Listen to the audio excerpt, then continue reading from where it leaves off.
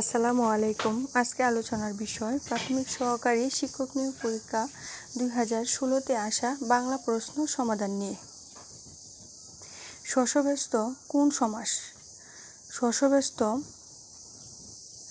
কর্মধারয় সমাস। কলসটি কানায় কানায় পূর্ণ কোন কারকে কোন বিভক্তি? ভাবাদিকরণে সপ্তমী বিভক্তি। বাংলা ভাষার মধ্যযুগ বলা হয় কোন সময়কালকে? 1201 থেকে 1800 খ্রিস্টাব্দ পর্যন্ত। কোন বানানটি শুদ্ধ? এখানে শুদ্ধ বানান হল ঘ, মুর সু। মন মাঝি এর সঠিক ব্যাসবাক্য কোনটি? মন মাঝি এর সঠিক ব্যাসবাক্য হল মন রূপ মাঝি। কোন বানানটি শুদ্ধ? এখানে শুদ্ধ বানান হল ক ও সমীচীন। বাক্য সংকুচন কি? বাক্য সংকুচন হল একটি মাত্র শব্দে ভাবকে প্রকাশ করা।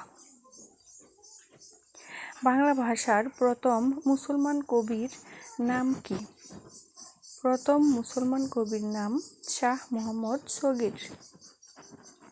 বাংলা বর্ণমালায় কয়টি ব রয়েছে?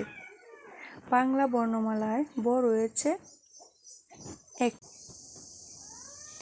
ষোলকলা বাগধারাটির অর্থ কী? ষোলকলা অর্থ হল সম্পূর্ণ। কোনটি খাঁটি বাংলা উপসর্গ?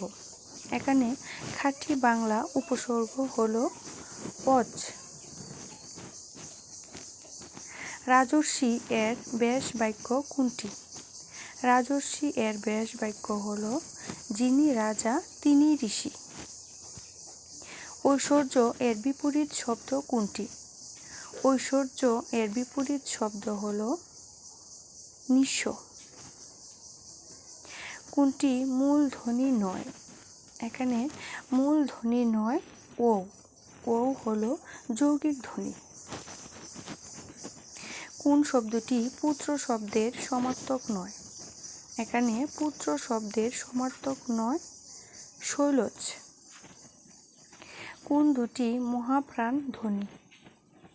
মহাপ্রাণ ধ্বনি হল খ, জ। বাংলা বর্ণমালায় মাত্রাবিহীন বর্ণের সংখ্যা কতটি? বাংলা বর্ণমালায় মাত্রাবিহীন বর্ণ 10টি।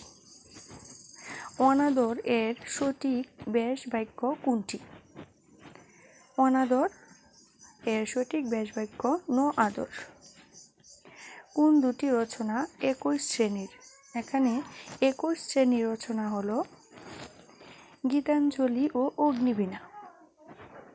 বাক্য সংকুচন হাতির বাসস্থান এক কথায় বলা হয় গজ গৃহ।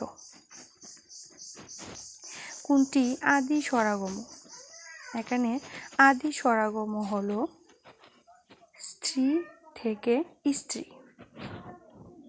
ধন্যবাদ ভিডিওটি শেষ পর্যন্ত দেখার জন্য। সবার জন্য শুভকামনা।